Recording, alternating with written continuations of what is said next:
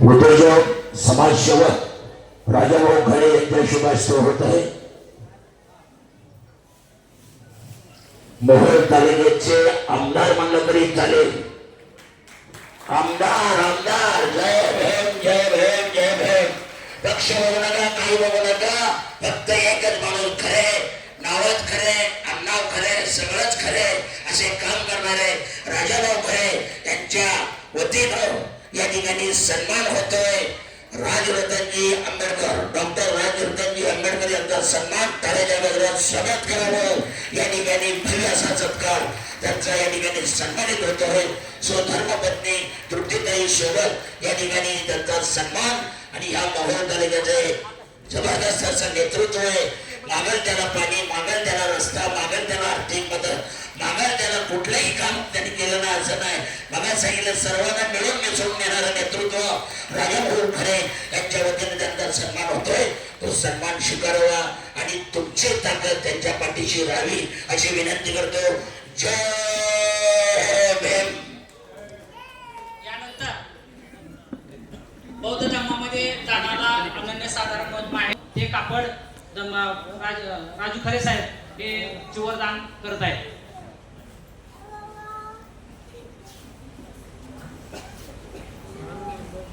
पंथीची सकाळ विनंती आहे की आपण या ठिकाणी खरे साहेबांचं काम स्वीकारावं।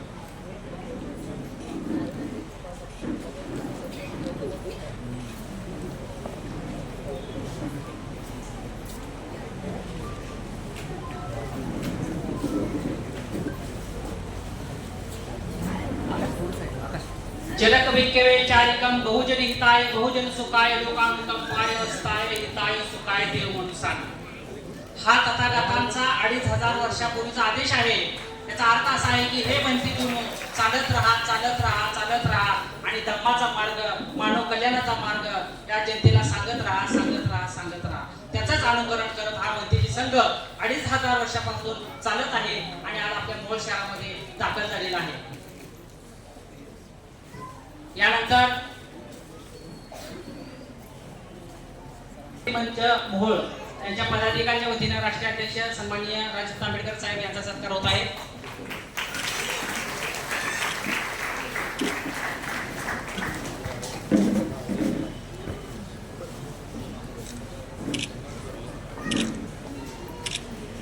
बाबासाहेब आंबेडकरांचा, राजरत्न आंबेडकर साहेबांचा।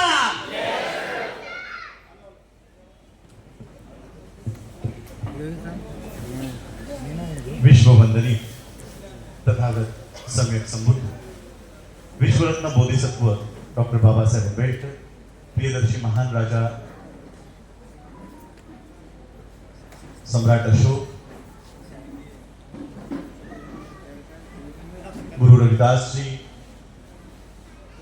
माता रमाई, माता भीमाई, माता जिजाऊ, माता सावित्रीमाई, छत्रपती शिवाजी महाराज, छत्रपती शाहू महाराज,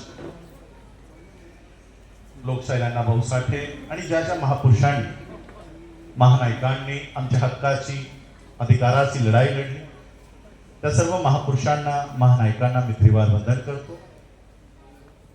मंचावर उपस्थित वंदनीय भिक्खू संघ, आजचा हा कार्यक्रम यशस्वी करण्यासाठी ज्या ज्या कार्यकर्त्यांनी अहोरात्र मेहनत घेतली ते मोहोळ तालुका कमिटीचे तालुका अध्यक्ष प्रवीण साळवेजी, ऋषिकेश सुतकरजी, हरिभाऊ सर्वदेजी, अक्षय सोनटक्केजी, गोविंद सिरसाटजी, डॉक्टर दयानंद सोनावणेजी, बुद्धभूषण बेलेजी, विठ्ठल सर्वदेजी, बाबासाहेब साळवेजी, पोपट यादवजी, भैयासाहेब कांबळेजी, विजय साळवेजी, स्वप्नील सावंतजी, या सोलापूर जिल्ह्याचे पदाधिकारी कमलाकर कांबळे, रवींद्र कांबळे, विनायक सर्वदे, राजू साखरे, संभाजी साळवे, पंडित लंगर, रामजी गायकवाड, दिलीप कदम, प्रशांत रेटेरे, संजय वाघमारे, सिद्धराम गटकांबळे, सुनील वडवे, प्रेमा धम्मसेवक, शशिकांत टोकळेजी, दीपक आठवलेजी, बाळासाहेब जाधव, हनुमंत यादवजी, आमच्या या सोलापूर जिल्ह्याच्या अध्यक्षा, कार्यक्रमाच्या अध्यक्षा राजेश्रीताई गायकवाड, मंचावर उपस्थित आजच्या कार्यक्रमाचं ज्यांनी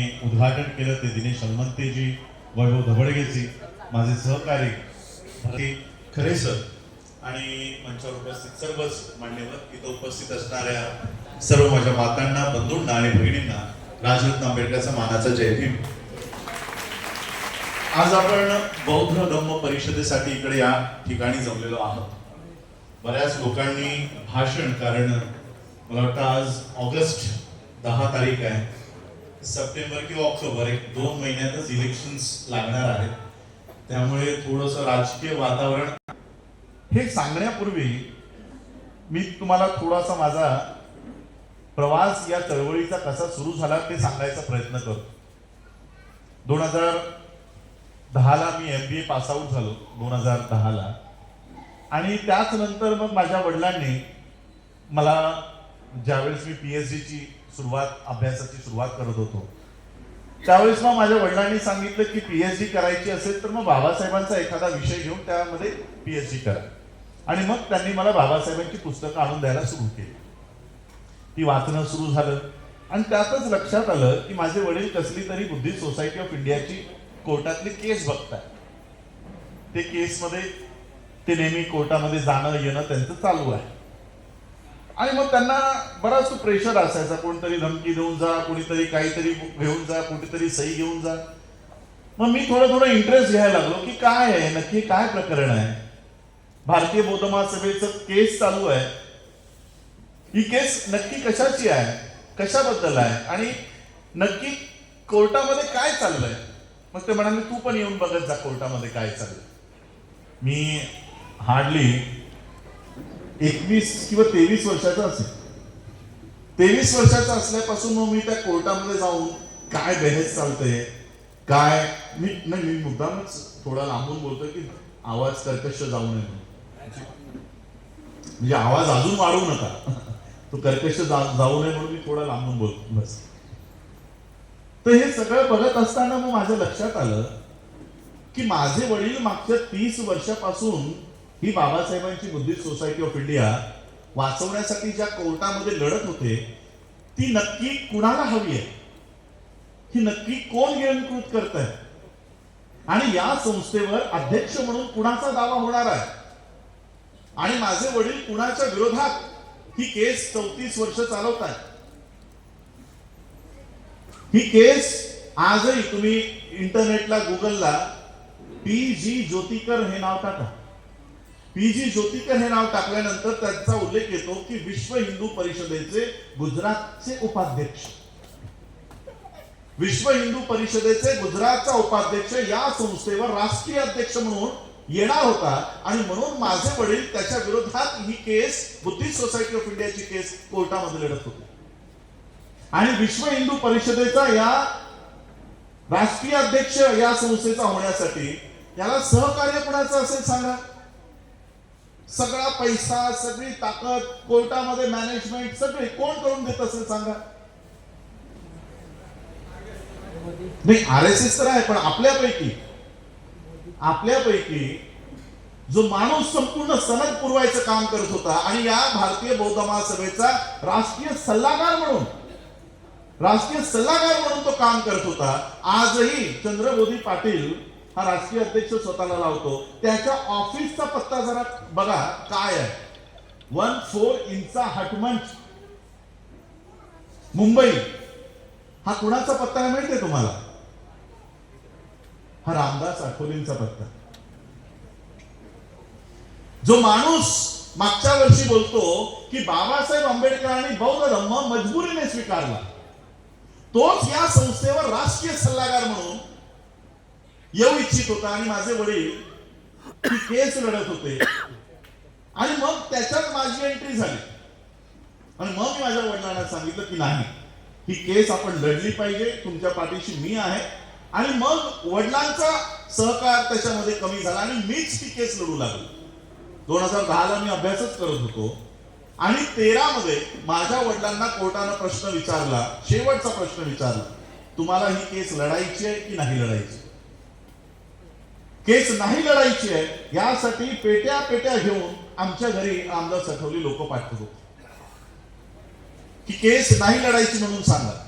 मी माझ्या वडिलांना सांगितलं काही जरी झालं, आम्हाला परिवाराला गोळ्या जरी घालून ठार केलं तरी कोर्टामध्ये उभं राहून सांगायचं की मी ही केस लढणार म्हणजे लढणारच. आणि माझ्या डोळ्यासमोरची ही घटना आहे. कारण मी पार्टी नव्हतो, पार्टी माझे वडील होते. माझ्या वडिलांनी कोर्टाला सांगितलं की मी ही केस लढीन म्हणून. आणि मग कोर्टानं 21 जून 2013ला हा निकाल दिला. कोर्टाच्या बाहेर पडल्यानंतर हार्डली माझं वय 23 वर्षाचं. मला यांचेच मी पदाधिकाऱ्यांचं नाव घेणार नाही की पदाधिकारी मला म्हणतात की हे सगळं राजरत्नने केलं. त्याच्या वडिलांना काही कळत नव्हतं. या राजरत्नने ही केस आमच्या हाताशी तोंडाशी आलेला घास याने पळून लावला. तुला आम्ही बाहेर बघून घेतो. मी बोललो तुला काय बघून घ्यायचं ते बघून घे. 23 वर्षाचा पोरा एवढा असं नाही. पण एवढ्या मोठ्या व्यवस्थेला मी त्यावेळेस लढा दिला. मग ही केस सुप्रीम कोर्टात गेली आणि सुप्रीम कोर्टातही आम्ही जिंकलो. आणि बाबासाहेबांची बुद्धिस्ट सोसायटी ऑफ इंडिया किती वर्ष केस चालली असेल कोर्टामध्ये. 1954ला बाबासाहेबांनी ही संस्था निर्माण केली. 56ला बाबासाहेबांचं महापरिनिर्वाण झालं. त्यानंतर 1956 ते 1972 पर्यंत हे भैयासाहेबांनी ही संस्था राष्ट्रीय अध्यक्ष म्हणून चालवली. परंतु त्यांनाही मान्यता मिळाली नाही. आणि मग 81 पासून ही संस्था कोर्टामध्ये अडकून 81 ते 2015 34 वर्ष ही संस्था कोर्टात अडकून होती. यापूर्वी कधीही भारतीय बौद्ध महासभेचं किंवा बुद्धिस्ट सोसायटी ऑफ इंडियाचं असं उपक्रम तुम्हाला दिसलेत का? नाही दिसले. हे अचानक कुठून सुरू झाले? कारण आजपर्यंत ही संस्था कोर्ट कचेऱ्यांमध्ये अडकून होती.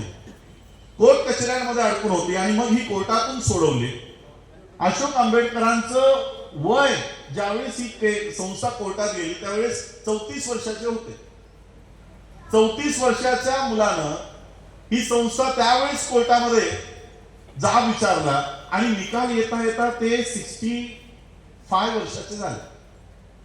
65 निकाल कधी आला? 65 वर्षात. 65 वर्षाला येईपर्यंत त्यांचा एकदा अँजिओप्लास्टी होऊन गेलेली.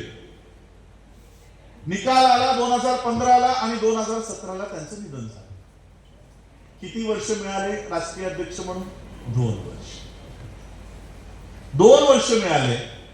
आणि त्यानंतर मग जी काही चेंज रिपोर्ट जी कमिटी त्यांनी केली होती त्यांच्या निधनानंतर मग माझं राष्ट्रीय अध्यक्ष म्हणून माझी निवड झाली. आणि मग बाबासाहेब आंबेडकरांची ही संस्था 2017-2018 पासून मग आम्ही हिला बाहेर काढली, कोर्ट कचेऱ्यातून बाहेर काढली. आणि बाबासाहेबांनी ज्या मंचकावरनं या संस्थेचं निर्माण केलं होतं वर्ल्ड फेलोशिप ऑफ बुद्धिस्ट 1954 साली बाबासाहेब केले होते. 27 देशांचं संघटन होतं त्यावेळेस, बौद्ध देशांचं संघटन वर्ल्ड फेलोशिप ऑफ बुद्धिस्ट. त्या 27 देशांच्या परिषदेतून बाबासाहेब भारतात आले. आणि बाबासाहेबांच्या लक्षात आलं की 27 देश बौद्धांचे आज एकमेकांना सहकार्य करायला तयार आहेत. त्यात भारताचं एकही प्रतिनिधित्व नाही. आणि म्हणून भारतातले बौद्ध जर जगातल्या बौद्धांसोबत जोडायचे असतील तर आम्हाला भारतामध्ये बौद्धांची एक संस्था उभं करणं गरजेचं आहे. बघा हे नाव जे वर लिहिलं आहे the Buddhist society of India, हे नाव आम्हाला एवढं माहिती नाही. पण खालचं नाव आम्हाला सगळ्यांना माहिती आहे, भारतीय बौद्ध महासभा. बाबासाहेबांचं रजिस्ट्रेशन वरच्या नावाचं आहे. बाबासाहेबांनी भारतीय बौद्ध महासभा की माझ्या लोकांना इंग्लिश उच्चार करता येणार नाही म्हणून तुमच्यासाठी दिलं. पण जगातल्या लोकांना कळावं की भारतामध्ये जर कुठे बुद्धिस्ट आहेत आणि जर भारतातल्या बौद्धांसोबत संपर्क करायचा असेल तर मी ही संस्था निर्माण केलेली आहे. हे बाबासाहेबांचं या संस्थेमागचं निर्माण करण्याचा उद्देश होता की जपानमधून जर भारतामध्ये कुणाला यायचंय तर तो कुणाला संपर्क करेल? Buddhist society of India. या उद्देशाने बाबासाहेबांनी संस्था निर्माण केली आणि वर्ल्ड फेलोशिप ऑफ बुद्धिस्ट सोबत तिला अटॅच केलं, तिला संलग्न केलं. 1954ला 27 देशांचं संघटन असलेलं वर्ल्ड फेलोशिप ऑफ बुद्धिस्ट आज 2024 साली 138 देशांपर्यंत पोहोचलेलं आहे. 138 कंट्रीज. आम्ही अनेक पत्र पाठवली WFB ला की आम्ही तुमचे सदस्य आहोत. मग तुमच्या या कार्यक्रमांमध्ये, तुमच्या कॉन्फरन्सेस मध्ये आम्हाला का बोलवलं जात नाही?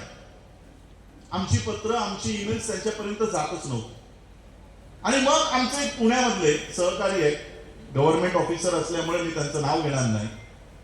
त्यांनी सांगितलं की थायलंडमध्ये संयुक्त राष्ट्राची परिषद होते आहे, आम्ही आमच्यातला एक डेलिगेट कमी करतो, तुम्ही आमच्या सोबत या आणि तुम्हाला वर्ल्ड फिलिप्स बुद्धिस्टच्या ज्या ऑफिसला जायचंय तिकडे आम्ही तुम्हाला घेऊन जातो. म्हणलं ठीक आहे. आणि मग मी सगळी कागदपत्र भारतातनं या कोर्टातले सगळी कागदपत्र घेतली, बाबासाहेबांचं रजिस्ट्रेशन घेतलं, सगळं घेतलं आणि मग आम्ही त्या वर्ल्ड फिलिप्स बुद्धिस्टच्या हेडक्वार्टरला पोहोचलो. त्यांना मी सांगितलं की ज्यावेळेस वर्ल्ड फिलिप्स बुद्धिस्टची स्थापना होत होती त्या स्थापनेच्या कार्यक्रमात बाबासाहेब आंबेडकर सामील होते.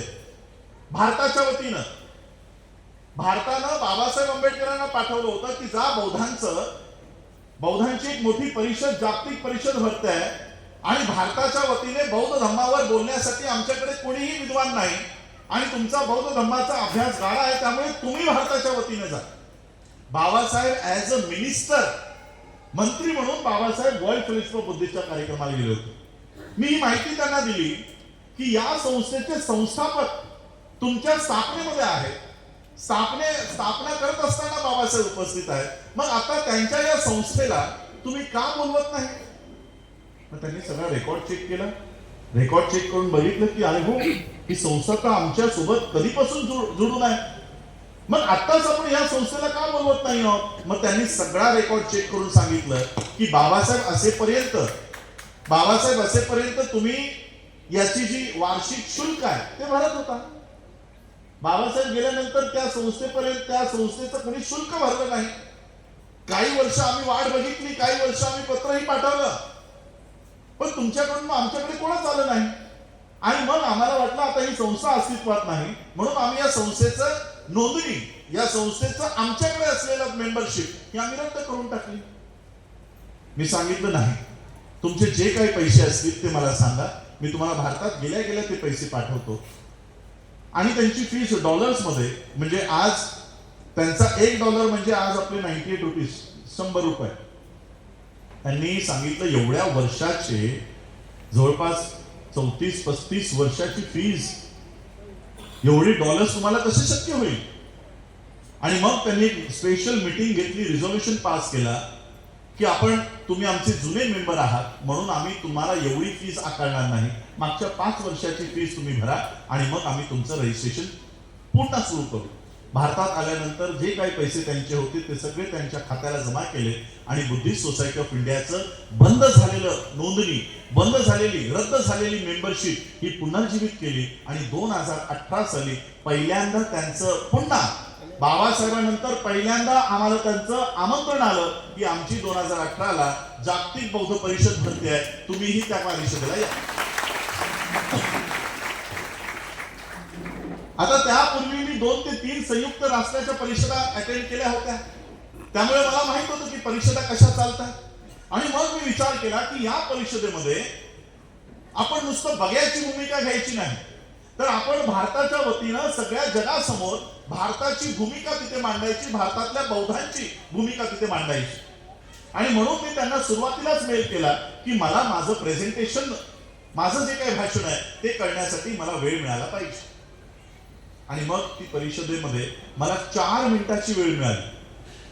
आता 138 देश, प्रत्येकाला त्याच्या देशाचं प्रेझेंटेशन करायचं आहे, त्यात ते किती लोकांना वेळ देणार आहे? म्हणून त्यांनी मला 4 मिनिटाचा वेळ दिला.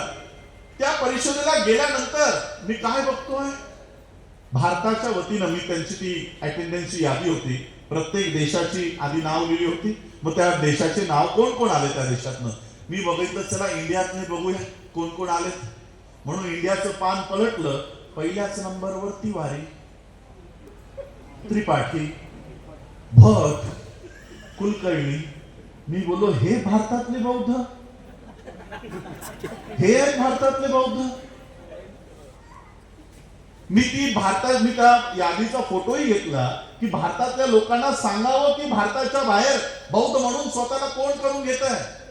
एक व्यक्ती भारतात तर असा होता की त्याने ती शेंडी पण ठेवून आला होता. आता त्या ब्राह्मणाला वाटत असेल 4 दिवसाच्या कॉन्फरन्ससाठी मी ही 40 वर्षापासून वाढवलेली शेंडी का कापू, म्हणून मी तो शेंडी सकट आला होता. बौद्ध धर्माच्या परिषदेला मी बोललो हा अँटिनाधारी आमच्या आमच्या परिषदेत काय करतोय? अजून एक मी व्हिडिओ केला होता 2018ला. जसं आता भंतेंनी सांगितलं की 385ला उठा, त्याच पद्धतीने संपूर्ण मोठाच्या मोठा सभागृह वर वंदना सुरू आहे. अख्ख्या सभागृह उठून सभागृहामध्ये वंदना घेत आहे. आता भारतातनं बौद्ध म्हणून जो गेलाय तो पायावर पाय टाकून बसून आहे. मी दाखवलं बघा. आणि त्याचं नाव काय? राय. जसं आज तुमची ती फिल्म इंडस्ट्री मधली ती राय कोण? ऐश्वर्या राय. ब्राह्मणच आहे ना ती, केरला साऊथ इंडियन ब्राह्मण. ती राय नावाची ब्राह्मण बाई पायावर पाय टाकून बसून आहे, पण ती उठली नाही.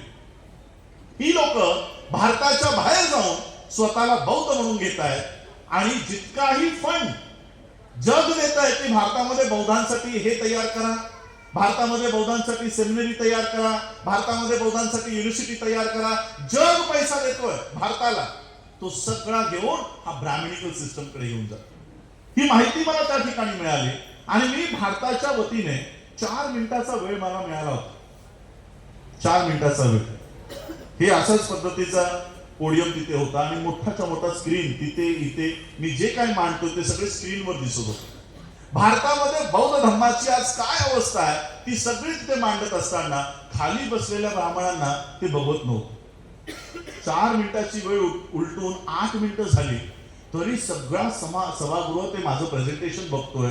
तो सचिव, वर्ल्ड फेलोशिप ऑफ बुद्धिस्टचा सचिव माझं प्रेझेंटेशन बघतोय. त्याच्या लक्षात येईना की 4 मिनिटं कधीच उलटून गेली, 8 मिनिटं झाली. पण खाली बसलेले ब्राह्मण तिवारी त्रिपाठी त्याला वाटू लागलं की हा अजून बोलत गेला तर आम्हाला इकडंच उघडं पडेल.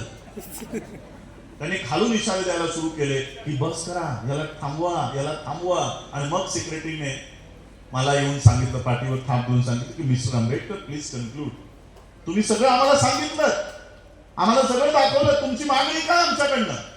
मी त्यांना एकच मागणी केली की ज्या सम्राट अशोकाच्या कालखंडामध्ये आमच्याकडे तक्षशिला नालंदा होती, आज आमची शिक्षणाची अवस्था अशी झाली की सगळ्यात जास्त ड्रॉपआउट आमची मुलं होत चालले, आमची मुलं लेबर बनत चालले. आणि म्हणून आमच्या मुलांना पुन्हा या देशाच्या सत्तेमध्ये आणायचं असेल तर ती तक्षशिला आणि नालंदा उभं करणं गरजेचं आहे. मला युनिव्हर्सिटी बनवण्यासाठी तुम्ही सहकार्य करा.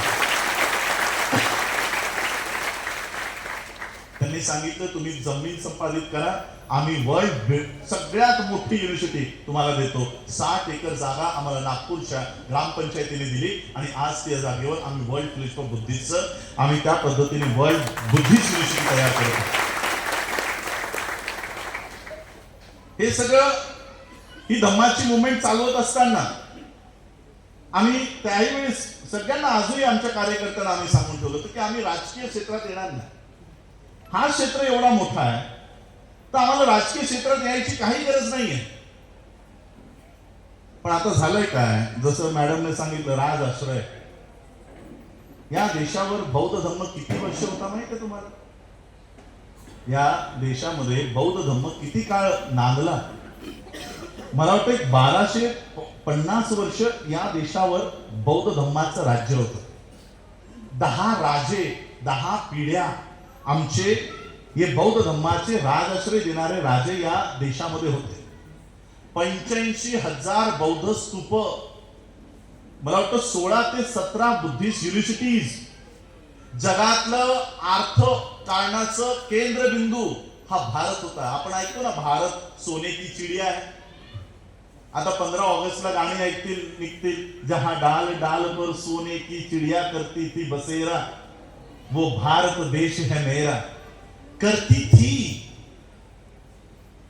करत होती. आता काय का, मग कुणाच्या कार्यकाळात करत होती? हा कालखंड कोणता? जहां डाल डाल पर सोने की चिड़िया करती थी बसेरा. हा कालखंड कोणता? हा कालखंड बौद्ध धर्माचा कालखंड होता, ज्यामध्ये हा देश सोने की चिड़िया म्हणून ओळखला गेला होता. 10 राजे ज्यांनी बौद्ध धर्माला स्वतःचा धम्म म्हणून स्वीकार केला आणि या देशामध्ये बौद्ध धर्माला आश्रय दिला, त्यामुळे बौद्ध धर्म या देशामध्ये फोफावला. आणि ज्या वेळेस राजा बृहदत्तची हत्या झाली पुष्यमित्र शुंग नावाच्या ब्राह्मणानं धोक्यानं, आधी पुष्यमित्र शुंगानं राजा बृहदत्तच्या सैनिकांमध्ये प्रवेश केला आणि एका क्षणी त्याने राजा बृहदत्तची हत्या केली आणि मग त्याने आदेश काढला की जो कोणी बौद्ध भिक्खूंची किंवा बौद्ध धर्माचा प्रचार आणि प्रसार करणाऱ्यांची मुंडकी मला आणून देईल त्याला सोन्याची नाणं दिली जातात. अशा पद्धतीने बौद्ध धर्म भारतातून नष्ट झाला. भारतातून तो त्यावेळेस नष्ट झाला. हा नष्ट झाल्यानंतर अनेक संत महात्म्यांनी बुद्धाचा प्रचार केलेला आहे या देशामध्ये. गुरु रविदास असतील, संत तुकाराम असतील, चोखा मेळा असतील, छत्रपती शिवाजी महाराज असतील, हे सगळे कोणत्या कल्चरची लोक आहेत? या देशात दोनच कल्चर आहेत, दोनच संस्कृती आहे. एक ब्राह्मण संस्कृती आणि एक बौद्ध संस्कृती. तिसरी संस्कृती नाही याच्यामध्ये.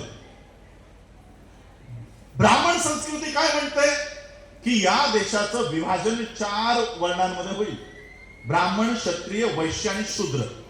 ब्राह्मणाला फक्त शिक्षणाचा अधिकार असेल, क्षत्रियाला फक्त लढण्याचा अधिकार असेल, वैश्याला व्यवसायाचा अधिकार असेल आणि शूद्रांनी नीट निमूटपणे या तिघांची गुलामी करायचं, काही मागायचं नाही. त्याखाली शूद्रांमध्ये आम्ही येणार नाही म्हणून बुद्धाचे जे प्रचारक होते, बुद्धाचा जो काही अंश या देशामध्ये राहिला होता, त्यांनी नकार दिला की आम्ही ब्राह्मणांच्या या वर्गीकरणाला आम्ही मानणार नाही आणि मग ते गावाकुसाच्या बाहेर निघून गेले. अशी नाग लोक त्यांना शूद्राच्याही खाली अस्पृश्य करून टाकले. आणि 5वा वर्ण म्हणजे महिला, मग ती ब्राह्मणाची असो की शूद्राची असो, कोणत्याही महिलेला कसलेही अधिकार द्यायचे नाही. आणि मी नाही सांगत आहे, त्यांचे धर्मग्रंथात लिहिलेले आहे. रामचरित्र मानस मध्ये एक ओळ आहे, ढोल पशु शूद्र और नारी ये सभी है ताड़न के अधिकार. म्हणजे काय? ढोल जर तुम्हाला चांगला त्याच्यातनं वाद्य वाजवायचं असेल, त्याच्यातनं चांगला आवाज काढायचा असेल, तर त्याला एवढा पिटा, एवढा मारा की त्याच्यानेच त्याचा आवाज सुंदर येईल. ढोल पशु, घोडा असेल, गाय असेल, बैल असेल, याला जर वटणीवर आणायचं असेल तर आधी त्याला चापकानं फोडलं पाहिजे. ढोल पशु आणि शूद्र आणि नारी, शूद्रांना आणि नारीला यांना बेदम मारहाण करा म्हणजे ते नियंत्रणात राहतील, हा त्यांचा धर्माचा आदेश आहे. ही एक संस्कृती आहे. आणि दुसरी संस्कृती बुद्धाची, की आम्ही हे वर्गीकरण मानत नाही. आम्ही या देशामध्ये समता, समानता, न्याय, बंधुता या कल्चरला आम्ही महत्व देतो. जी बौद्ध झाली त्यांच्यासाठी कोणती जातच नाही, की हा कोणत्या जातीचा आहे, हा कोणत्या धर्माचा आहे. बौद्धांना त्याच्याशी काही घेणं देणं नसतं. कारण एकदा तुम्ही बाबासाहेबांच्या पावलावर पाऊल ठेवून जर बौद्ध स्वीकारला तर समोरच्याची जात तुम्हाला दिसत नाही कोणत्या जातीची. या दोनच संस्कृती आहेत. आणि म्हणून बाबासाहेब आंबेडकरांचा ज्यावेळेस या सामाजिक, आर्थिक, राजनैतिक पटलावर उदय झाला, बाबासाहेबांचा उदय एका रात्रीत झाला नाही. त्यामागे बाबासाहेबांनी 10वी उत्तीर्ण झाल्यानंतर केळुस्कर गुरुजींनी बाबासाहेबांना जे बुद्ध चरित्र दिलं, त्या बुद्ध चरित्रापासून ते बाबासाहेबांची 1917 पर्यंत 1919 पर्यंत जो अभ्यास बाबासाहेबांचा झाला, तोपर्यंत बाबासाहेबांनी त्यांचा इतिहास जाणून घेतला की आम्ही नक्की कोण आहोत, आमची लढाई कुणा विरोधात आहे. आणि म्हणून बाबासाहेबांनी एक ओळ आम्हाला सांगून गेले, history of India is nothing but moral conflict between Buddhism and Brahmins. बाबासाहेबांनी या देशाची खरी लढाई ओळखली. बाबासाहेब म्हणून गेले की या देशाची लढाई दुसरी तिसरी काही नसून बौद्ध धर्म आणि ब्राह्मणी धर्म यामधला संघर्ष होय. ही लढाई बाबासाहेबांनी आम्हाला जाहीर केली की आमची लढाई मराठ्यांविरुद्ध नाही, आमची लढाई मुसलमानांविरोधात नाही, आमची लढाई पारशांविरोधात नाही, आमची लढाई ब्राह्मणी धर्म आणि बौद्ध धर्म यामधला संघर्ष आहे. बाबासाहेबांनी ही लढाई ओळखली. आणि मग बाबासाहेब आंबेडकरांनी जो राजराष्ट्र आहे, एकेकाळी या बौद्ध धम्माला होता सम्राट अशोकाच्या कालखंडामध्ये. तोच राजाश्रय बाबासाहेब आंबेडकरांनी संविधानाच्या माध्यमातून पुन्हा या बौद्ध धम्माला प्राप्त करून दिला आणि म्हणून आज हा बौद्ध धम्म संपूर्ण भारतभर पुन्हा प्रचारित झाला. हा बाबासाहेब आंबेडकरांनी दिलेला दुसऱ्यांदा राजाश्रय या धम्माला मिळाला. पहिला राजाश्रय सम्राट अशोकाने दिला, दुसरा राजाश्रय बाबासाहेबांनी दिला. बाबासाहेब आंबेडकरांवर अनेक वेळा आरोप झाले. देशाच्या संविधान सभेमध्ये बाबासाहेबांवर आरोप झाले की बाबासाहेब आंबेडकरांनी देशाचं जे प्रियम्बल आहे, प्रास्ताविक म्हणतात, प्रास्ताविकाच म्हणतात ना प्रियम्बल मध्ये जी 4 तत्व घेतलेली आहेत, इक्वॅलिटी, लिबर्टी, अजून काय, इक्वॅलिटी, लिबर्टी, फ्रॅटर्निटी, जस्टिस. पहिल्या क्रमांकावर आहे justice, equality, liberty and fraternity. हे 4 तत्व बाबासाहेब आंबेडकरांनी फ्रेंच रिव्हॉल्युशन मधून घेतलेली आहे असे अनेकांनी बाबासाहेबांवर आरोप केले. या आरोपाचं खंडन स्वतः बाबासाहेबांनी संविधान सभेत केलं. बाबासाहेब म्हणतात, मूर्ख आहेत ती लोक, जी लोक हे म्हणतात की मी ही 4 तत्व, जस्टिस म्हणजे न्याय, इक्वॅलिटी म्हणजे समानता, लिबर्टी म्हणजे स्वातंत्र्यता आणि फ्रॅटर्निटी म्हणजे बंधुता, या लोकांचं म्हणणं आहे की मी न्याय, समता, स्वातंत्र्यता आणि बंधुता ही 4 तत्व मी फ्रेंच रिव्हॉल्युशन मधून घेतली. ही मूर्ख लोक आहेत. मी ही कोणतीही तत्व फ्रेंच रिव्हॉल्युशन मधून घेतली नाही, मी बुद्धाच्या चरित्रातून ही तत्व घेतलेली आहेत. आज या देशाचा प्रियम्बल म्हणजे अख्खा संविधान कशावर आधारित आहे? बुद्धाच्या शिकवणुकीवर आधारित आहे. पूर्ण देशाचा संविधान, या देशाचं संविधान आजही बुद्धाच्या या धम्माला राजाश्रय देतोय. मग आहे ना राजाश्रय, आम्हाला काय यायची गरज आहे? बुद्धाच्या धम्माला राजाश्रय आहे, मग राजरत्नने रिपब्लिकन पार्टी का काढावी? आता मला सांगा, हा राजाश्रय काढून टाकण्याच्या मार्गावर आहे की अजून वाढवण्याच्या मार्गावर आहे? हा राजाश्रय, आनंद हेगडेचं नाव आठवतं नाही? चला, तो तरी बँगलोर आणि त्या साईडचा. त्या मुंडेच्या पोरीचं नाव काय? पंकजा मुंडे. ती तरी आठवते? काय भाषण होतं तिचं की आम्हाला संसदेमध्ये का जायचंय? तर बाबासाहेबांनी निर्माण केलेलं संविधान हटवण्यासाठी आम्हाला संसदेमध्ये जायचं. त्यांना बाबासाहेबांचं संविधान नाही हटवायचं आहे. बाबासाहेबांनी जो बौद्ध धम्माला दिलेला राजाश्रय आहे, तो राजाश्रय त्यांना संपवायचा. हा राजाश्रय संपवण्यासाठी या लोकांना देशाचं संविधान हटवण्यासाठी देशाच्या संसदेत पाठवायचं. यासाठी ते मतं मागत होते. आणि अशा अवस्थेत आज आमची भूमिका काय असली पाहिजे? आज आम्हाला बौद्ध धम्माच्या या परिषदा घ्यायच्या. बौद्ध धम्माची परिषद मी कधी घेऊ शकतो? जर संविधानाचा आर्टिकल 14, आर्टिकल 15 अस्तित्वात असेल तर. जर बौद्ध धम्माचा या सभा संमेलन घेण्यासाठी मी तुम्हाला एक उदाहरण देतो, कसं काम सुरू आहे. 2019 का 20 ला मला वाटतं मनीषा वाल्मिकीची रेप होऊन तिची हत्या करण्यात आली.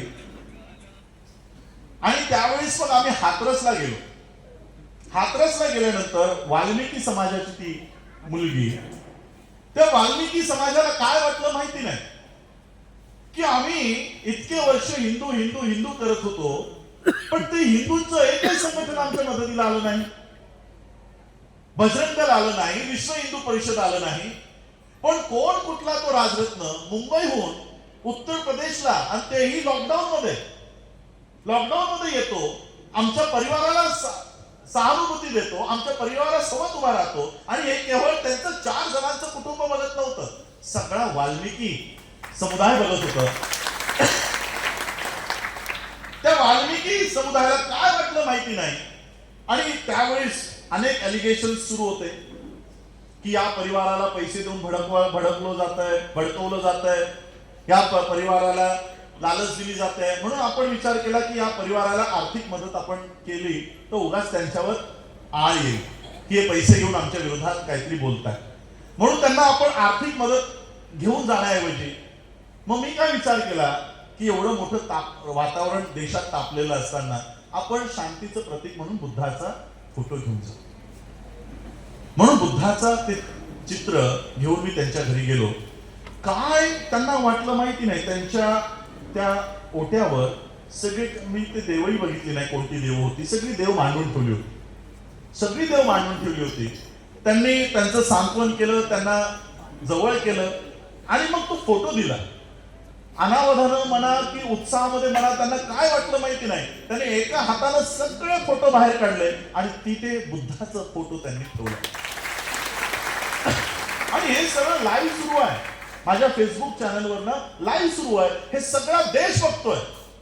काय वाटलं माहिती नाही, एक संपूर्ण वाल्मिकी समुदायाचं वस्ती, नाही म्हटलं तिथे 500 ते 600 घरं वाल्मिकी समाजाची.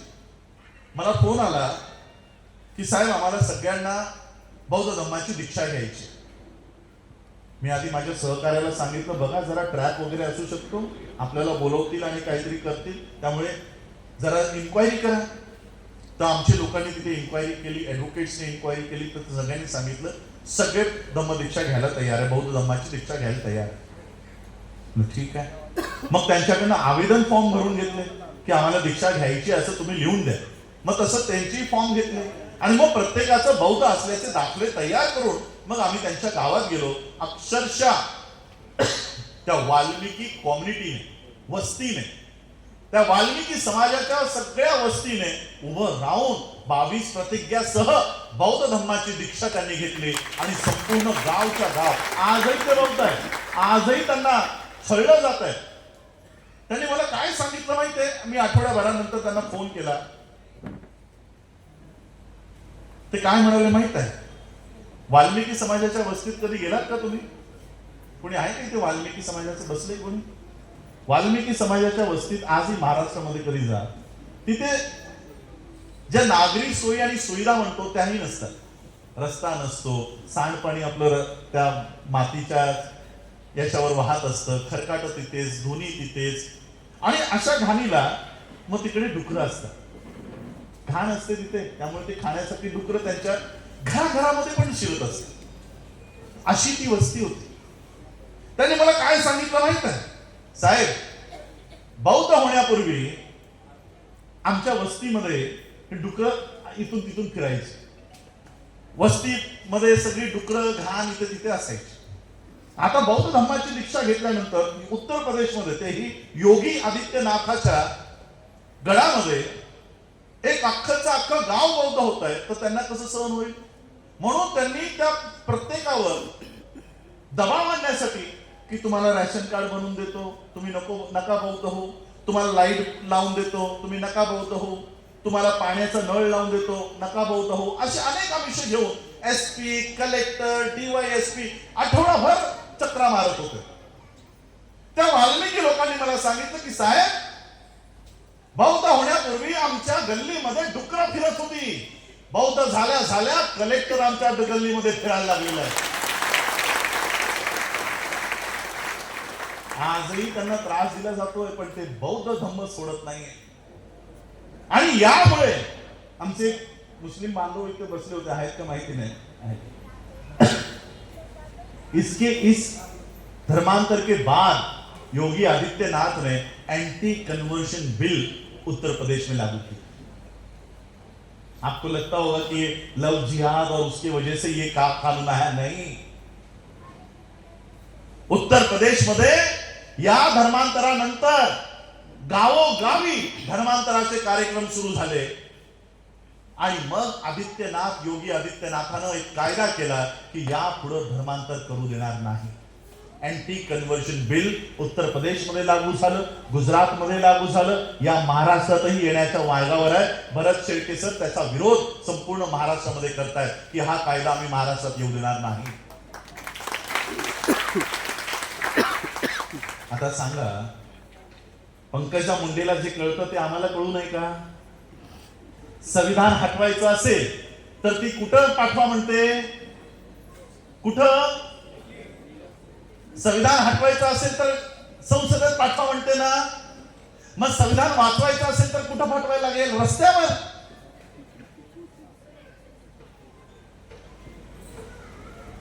आज या धम्माचा राजआश्रय संसदेत आहे. त्याला वाचवायची लढाई रस्त्यावर सुरू आहे. लढाई बरोबरीची झाली पाहिजे. आणि म्हणून आज हे सगळं बौद्ध धम्माचं काम आम्ही करतोय, बँकेचं काम आम्ही करतोय, हे सगळं कधी यशस्वी होईल? नागपूरमध्ये 60 एकर जमीन आम्ही घेतली. ग्रामपंचायतीने ठराव केला, तहसीलने मंजुरी दिली, 6 एनओसीज मिळवल्या, फायर ब्रिगेडची एनओसी मिळाली, मंत्रालयात फाईल गेली.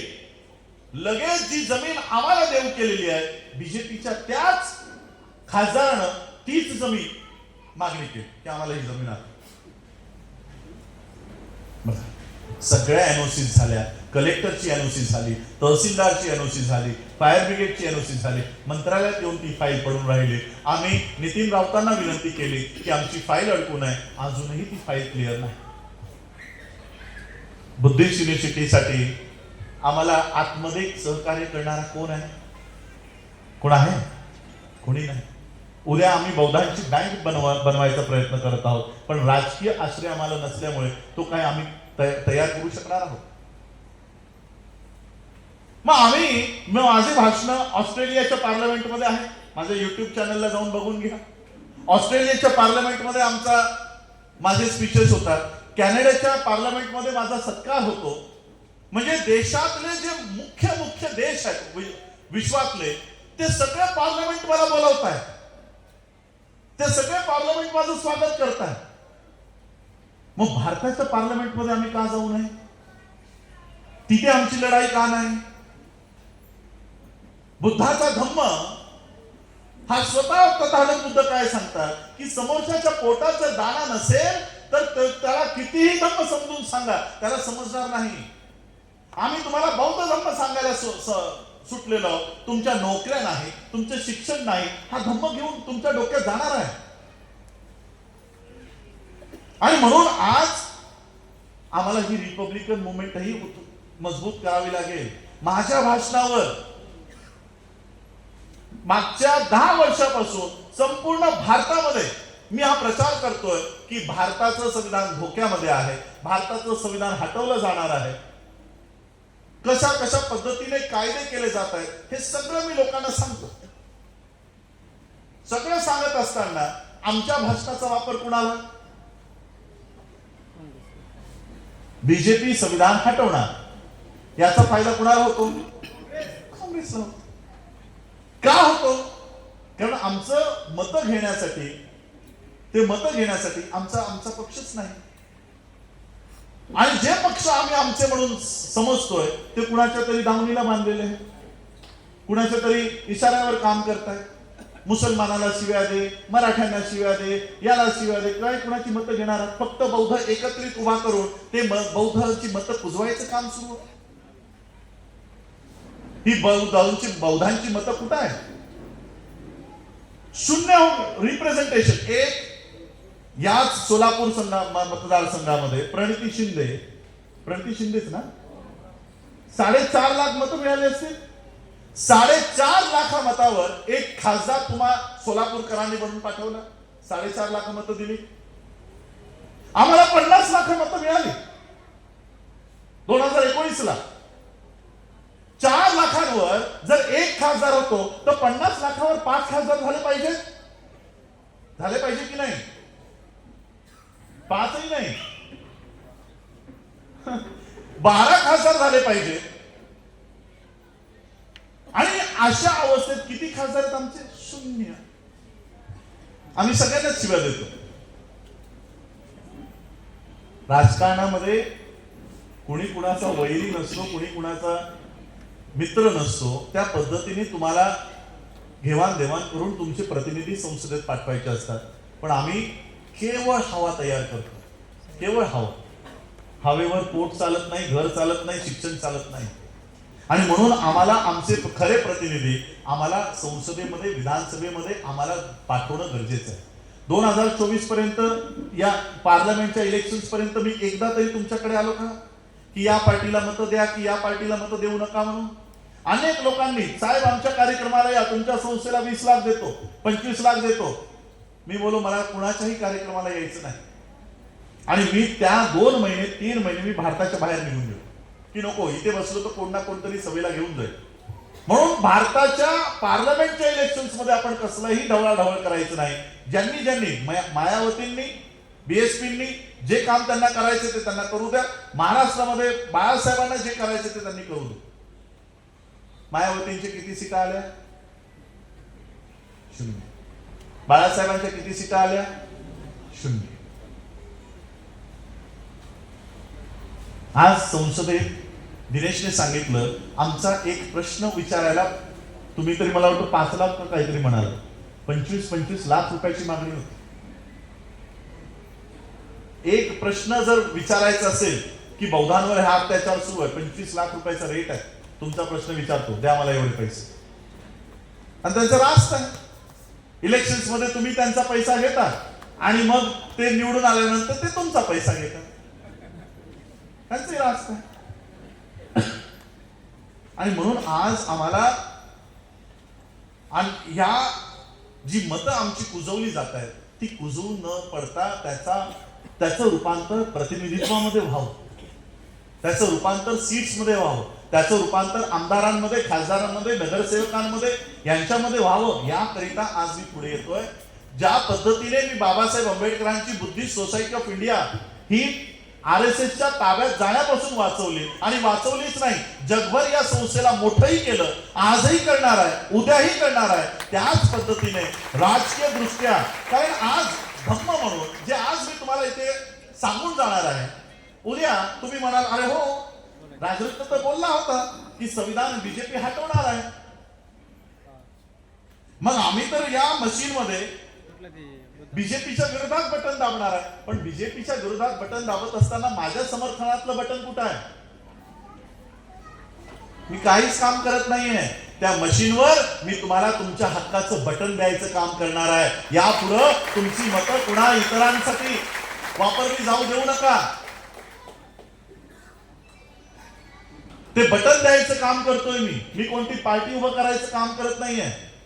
10 वर्ष आम्ही संविधानाच्या समर्थनात, संविधान कसं धोक्यात आहे हे सांगतोय. आमचा वापर MVA इंडी ही करताय, त्यांना गरजच नाही. म्हणजे ज्या लोकांनी संविधान हातात घेऊन रस्त्यावर फिरायला पाहिजे, राहुल गांधी फिरायला फिरतोय, त्याला कळलं संविधान केवळ संविधानाचं किताब हातात घेऊन ते आज संसदेत पोहोचले. आणि आम्ही दर कार्यक्रमात संविधान धोक्यात आहे हे सांगत आहोत आणि त्या मात्र आमची लोक मात्र आतमध्ये नाही. आणि म्हणून ही चूक आता आमच्याकडनं होऊ नये याकरिता, आणि अनेक लोकांनी नावं दिली की हे नावाचं घ्या ते नावाचं घ्या. मी नाही, बाबासाहेब आंबेडकरांच्या ही जी आज तुम्ही आम्हाला बघताय ना, ही बाबासाहेबांचा वंशज म्हणून तुम्ही बघायला आलात. सरांनी मला युवराज करून टाकलं. पण बाबासाहेबांची खरी मुलं कोण आहेत माहित आहे? खरी मुलं ज्या संस्था बाबासाहेबांनी काढल्या, ही बाबासाहेबांची खरी लेकरं आहेत. Buddhist society of India, Republican party of India, people's education society, Samata Sainik दल, ही 4 मुलं आहेत बाबासाहेबांची खरी. आम्ही या मुलांची तुकडे करत चाललो आणि म्हणून आम्हाला या मुलांना वाढवणं गरजेचं आहे. माझ्या वडिलांनी, मी नेहमी ते माझ्या भाषणातही सांगत असतो की मी लहानपणापासून 10वी 12वी कॉलेज लाईफ मध्ये काय माझं नाव एवढं जुना एकदम मागच्या पिढीचं आहे, तुम्ही नाव ठेवून दिलं राजरत्न. कुणी याला नीट बोलत पण नाही. पंजाबमध्ये तर रतन म्हणतात. काय माझं नाव एवढं जुनं ठेवलं? मग ते सांगायचे अरे तुझं नाव बाबासाहेबांच्या सगळ्यात लाडक्या मुलाचं आहे. बाबासाहेबांचा सगळ्यात लाडका मुलगा होता. ज्यावेळेस मी माझं PhD करत होतो आणि माझ्या वडिलांनी मला बाबासाहेबांचे जे साहित्य आणून दिले त्यात मला हा राजरत्न सापडला होता. चांगदेव खैरमोडेंच्या खंड 2 मध्ये पण हा राजरत्नाचा उल्लेख आहे. 1.5 पानांचा उल्लेख आहे. जुलै 1926 ला याला डबल न्यूमोनिया झाला होता. आणि बाबासाहेब म्हणतात की आता आता आमची आर्थिक परिस्थिती जरा चांगली झाली होती, घरात आता सगळं नीट चाललं होतं, रमाईंची पण तब्येत आता व्यवस्थित राहिली होती आणि घरामध्ये 4 पैसेही टिकत होते. अचानक राजरत्नाचा ताप उफाळून आला आणि त्याला डबल निमोनिया झाला. अशा अवस्थेत ज्यावेळेस बाबासाहेबांकडे काही पैसे आहेत, बाबासाहेब म्हणतात या राजरत्नाचा उपचार करायसाठी मी डॉक्टरांकडे जातोय, गव्हर्नर्सकडे जातोय, तर कोणी त्याला हात लावायला तयार नाही, पैसे देऊ नये. डबल निमोनिया झाला असतानाही तो घरामध्ये तापाने फणफणत. आता किती दिवस त्या राजरत्नाकडे बसून राहावं म्हणून बाबासाहेब आंबेडकरही त्यांच्या कामासाठी बाहेर पडू लागले. एक दिवशी हायकोर्टाच्या केससाठी बाबासाहेब गेले आणि माता रमाईंना लक्षात आलं की राजरत्नाचा ताप वाढत चालला. माता रमाईंनी बाबासाहेबांच्या एका कार्यकर्त्याला बोलावून सांगितलं की बाबासाहेब जिथे कुठे असतील त्यांना ताबडतोब घरी घेऊन या. हा कार्यकर्ता हायकोर्टात पोहोचला, बाबासाहेबांना निरोप दिला. बाबासाहेबांच्या लक्षात आलं की मला ताबडतोब बोलवलंय म्हणजे जरूर राजरत्न सोबत काहीतरी बरं वाईट झालंय. बाबासाहेबांनी सगळी कामं सोडली, हायकोर्टाच्या दारातनं तो टांगा केला आणि बाबासाहेब त्यांच्या 10x10 जी खोली होती, चाळ होती, त्या चाळीच्या दाराशी येऊन हा टांगा थांबला. बाबासाहेब पळत त्यांच्या घरामध्ये गेले, त्या राजरत्नाला आपल्या कुशीत घेतलं, कुशीत घेऊन त्याचे लाड करू लागले, त्याच्याशी बोलू लागले. आणि मग थोड्या वेळात बाबासाहेबांच्या लक्षात आलं की अरे हा मुलगा तर कधीच मेला आहे. त्यावेळेस बाबासाहेब ओक्सा बोक्षी रडले, घसा रडले. सगळे कार्यकर्ते, चाळीतली लोक बाबासाहेबांना शांत करताय. बाबासाहेबांना शांत केल्यानंतर एका कार्यकर्त्यानं बाबासाहेबांना सांगितलं की बाबासाहेब आता अंत्यविधी उरकून घेतला पाहिजे. त्या राजरत्नाचा जो शेवटचा अधिकार आहे की बापाच्या पैशातून त्याला अंतिम वस्त्र दिलं जातं, ते वस्त्र आणण्यासाठी पैसे द्या म्हणजे आम्ही त्याचा अंत्यविधी उरकून टाकतो. बाबासाहेबांनी खिशात हात घातला, बाबासाहेबांच्या खिशामध्ये एकही पैसा लागला नाही. बाबासाहेब पुन्हा ढसायला लागले. शेजारी रमाई उभ्या होत्या. रमाईंच्या लक्षात आलं की बाबासाहेबांच्या खिशामध्ये राजरत्नाच्या शरीरावर अंतिम वस्त्र टाकण्यासाठी पैसे नाही. माता रमाईने अंगावरची साडी काढली आणि त्या राजरत्नाच्या शरीरावर टाकली. त्या राजरत्नाचा अंत्यविधी दोघही पती पत्नी म्हणजे बाबासाहेब आणि माता रमाई करून आले. आणि त्या राजरत्नाच्या आठवणीत बाबासाहेब लिहितात की हा नुकताच चालायला लागला होता. 2.5 वर्षाचं बाळ तुम्हाला माहित आहे, चालतं, बोलतो, सायकल चालवतं. थोडे नुकताच चालायला लागला होता, बोलायला लागला होता. आणि ज्यावेळेस मी त्याच्याशी बोलायचो तेव्हा म्हणायचं की तू माझा सिंह आहेस, तू माझा सिंह आहेस, तुला मोठं झाल्यानंतर माझं उर्वरित राहिलेलं जे कार्य आहे ते तुला पूर्ण करायचंय, अशी आशा आणि अपेक्षा बाबासाहेब या 2.5 वर्षाच्या राजरत्नाकडनं व्यक्त करत होते. हे सगळं वाचल्यानंतर माझ्या लक्षात आलं अरे या मुलाच्या आठवणीवर माझं नाव आहे राजरत्न. या मुलाच्या आठवणीवर मी माझ्या वडिलांना नेहमी सांगायचो काय माझं जुनं नाव ठेवलंय आणि म्हणून मी राज नावाचाच उपयोग करायचो, मी राजरत्न नाही वापरायचो. ते पुस्तक मी बंद केलं आणि विचार करू लागलो हा मुलगा जर याला औषध मिळालं असतं तर मेला असता का? डबल निमोनिया साधा रोग. आज लोक डेंग्यू सारख्या आणि मोठमोठ्या रोगातनं, कॅन्सर सारख्या रोगातनं बरे होत आहेत. निमोनिया, टायफॉइड, छोटे छोटे रोग. पण त्या काळची अस्पृश्यता, कोणी डॉक्टर हात लावायला तयार नाही. एक गोळी साधी कुणी दिली असती तरी हा मुलगा वाचला असता. आणि याला जर नैसर्गिक मृत्यू आला असता वयाच्या 70 नंतर तर आम्हाला हे काम करायची गरज लागली असती का? बाबासाहेबांनी स्वतः त्यांचा हा राजरत्न तयार करायला घेतला होता. आमच्या कुटुंबाची जी वंशावळ आहे, आम्हाला गांधींची वंशावळ माहित आहे, आम्हाला टिळकांची वंशावळ माहित आहे, आता तर अंबान्यांची पण वंशावळ व्हायरल व्हायला लागली आहे, ज्याचा काही संबंध नाही. ती अंबान्यांची पण वंशावळ आम्हाला माहित आहे, शिवाजी महाराजांची पण वंशावळ आम्हाला माहित आहे, पण बाबासाहेबांची वंशावळ बहुतेक लोकांना माहिती नाही. तुम्हाला माहिती आहे बाबासाहेबांच्या वरच्या 4 पिढ्या या मिलिटरीत होत्या. बाबासाहेबांचे वडील सुभेदार, त्या काळातलं सगळ्यात मोठं पद आमचे महार बटालियनची लोक इथे बसलेली आहेत. सुभेदार पण होते आणि मेजर पण होते. बाबासाहेबांचे आजोबा हे हवालदार पोस्ट त्यांना मिळाली होती. बाबासाहेबांचे पंजोबा हेही मिलिटरी मध्ये होते. त्यांची समाधी औरंगाबादच्या त्या मिलिटरी कॅम्प मध्ये आहे. कुणाची? बाबासाहेबांच्या पंजोबाची. आणि त्यांचेही वडील हे मिलिटरी मध्ये होते. बघा, बाबासाहेबांची तरी 5वी पिढी असेल, त्यांच्या आधीची एक पिढी मिलिटरी, त्यांच्या वरची एक पिढी मिलिटरी, त्यांच्या वरची पण एक पिढी मिलिटरी. बाबासाहेबांची ही पहिली नोकरी मिलिटरीचीच, मिलिटरी सेक्रेटरी. म्हणजे या 5 पिढ्या मिलिटरीच्या होत्या. आता तुम्ही फक्त जॉब बघत असाल की हे मिलिटरी मध्ये कामाला होते. नाही, हे मिलिटरीत कामाला नव्हते, तर एक पिढी दुसऱ्या पिढीला तयार करत होती की जे काम माझ्या लोकांना या अस्पृश्यतेतून काढायचं काम मला जर जमलं नाही तर माझी दुसरी पिढी सज्ज असली पाहिजे. यासाठी दुसरी पिढी तयार होत होती. दुसऱ्या पिढीलाही वाटलं की हे काम माझ्याकडनं पूर्ण होत नाही, माझा दुसरा पिढी माझी तयार झाली पाहिजे. म्हणून तिने सुभेदार मेजर हवालदार मालोजींना तयार केलं. मालोजींनाही वाटलं की माझ्या आयुष्यात माझ्या लोकांना मी या अस्पृश्यतेतून बाहेर काढू शकलो नाही, माझी पुढची पिढी याला बाहेर काढेल. म्हणून त्यांनी रामजींना तयार केलं. रामजींना पण वाटलं की मी माझ्या आयुष्यात माझ्या लोकांना या अस्पृश्यतेतून बाहेर काढू शकलो नाही, मी माझ्या पुढच्या पिढीला तयार करेल. आणि त्यांनी डॉक्टर भीमराव रामजी आंबेडकरांना तयार केलं. पिढ्या जे मिशन घेऊन चालले होते ती काम बाबासाहेब आंबेडकरांनी त्यांच्या आयुष्यातून 2500 वर्षाची गुलामगिरीतून बाबासाहेबांनी या समाजाला बाहेर काढलं. 2500 वर्षाचा संघर्ष, 5 पिढ्यांचं योगदान आहे. बाबासाहेबांची शेवटची खंत काय होती? शेवटची खंत? की हा रथ, हा गाडा मी इथपर्यंत घेऊन तर आलोय, हा गाडा मी इथपर्यंत घेऊन आलोय, पण लांब पर्यंत मी बघतो, दूर पर्यंत मी नजर टाकतो, तर हा गाडा पुढे घेऊन जाण्यासाठी मला कुणीही दिसत नाही.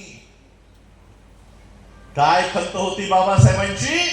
की माझ्या पिढ्यांनी दुसऱ्या पिढीला तयार केलं, पण मी माझी दुसरी पिढी तयार करू शकलो नाही. स्वतःचा मुलगा तिथे आहे, स्वतःचा पुतण्या तिथे आहे, बॅरिस्टर खोब्रागडे तिथे आहेत, अनेक बॅरिस्टर्स बाबासाहेबांसोबत आहेत. तरी बाबासाहेब काय म्हणतात? की मला दूर पर्यंत कोणीही दिसत नाही, दूर पर्यंत कोणी दिसत नाही. गॅप पडला. या आमच्या परिवाराची जी चळवळ आहे ना, ती बाबासाहेबांपर्यंत येऊन थांबली. आणि हा सगळा आमच्या इतिहासाचा अभ्यास करून मी ठरवलं की बाबासाहेब आंबेडकर त्यांच्या राजरत्नाला तयार करत होते की माझी पुढची चळवळ माझा मुलगा राजरत्न चालवेल, पण या ब्राह्मणी व्यवस्थेने त्याचा खून केला, त्याची हत्या केली आणि ही खंड पडलेली चळवळ तिथेच थांबली. आणि म्हणून आता मी माझं वैयक्तिक आयुष्य जगण्याऐवजी मी त्या राजरत्नाचं आयुष्य जगेन आणि बाबासाहेबांची चळवळ पुन्हा पुढे आणीन. हा पडलेला जो गॅप आहे ना, तो गॅप भरून काढण्यासाठी मी आलेलो आहे. मी बुद्धिस्ट सोसायटी ऑफ इंडिया चालवायला नाही आलो, मी रिपब्लिकन पार्टी ऑफ इंडिया चालवायला नाही आलो, मी समता सैनिकचं दल चालवायला नाही आलो. हा मधला कालखंड जो बाबासाहेबांनंतरचा जो गॅप पडलाय, तो गॅप भरून काढण्यासाठी आलो. काय म्हणतात बाबासाहेब? माझं उर्वरित राहिलेलं कार्य हा राजरत्न पूर्ण करेल. काय उर्वरित राहिलंय बाबासाहेबांचं? बुद्धिस्ट सोसायटी ऑफ इंडिया स्थापन केली. जो बौद्धमय भारत बाबासाहेबांना तयार करायचा होता, तो आजही काय झालाय? बौद्धमय भारत उर्वरित आहे.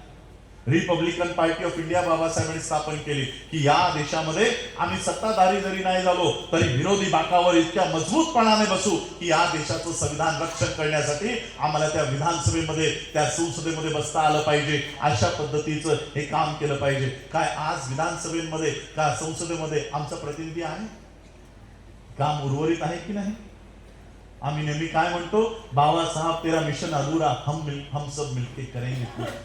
हे बाबासाहेबांचे मिशन आहे जे अजूनही अपूर्ण राहिलेले आहे आणि म्हणून ते आम्हा लोकांना पूर्ण करावं लागते. हा जो नेते उभा आहे ना, हा बाबासाहेबांचा परिवार नाही. 4 मुलं मेली बाबासाहेबांची, पण बाबासाहेब त्यांच्या मुलांचं दुःख करत घरात बसून नाही राहिले. आमच्यासारखा कोण एखादा असता ना, ज्याचं एक जरी मूल बोलू नये हे शब्द आमच्या तोंडून पण येत नाही, जर आमच्यासोबत असा प्रसंग झाला असता तर अनेकांनी तर आत्महत्या केल्या असत्या, गृहत्याग केला असता, संसार त्याग केला असता, घरातनं बाहेर आला नसता, डिप्रेशन मध्ये गेला असता. 4 मुलं मेली बाबासाहेबांची, पण बाबासाहेब रडत बसले नाही. बाबासाहेबांनी काय ठरवलं की माझी मुलं जशी मेली तशी तुमची मुलं मरता कामा नये, यासाठी 24 तास काम करत होते. रमाई कशाने गेले असते? टीव्ही माहितीये कधी होतो? टीव्ही 2 वेळचं अन्न ज्या पोटाला मिळत नाही, ज्या व्यक्तीला मिळत नाही, अशाला तो टीव्ही सारखा रोग होतो. टीव्ही सारखा.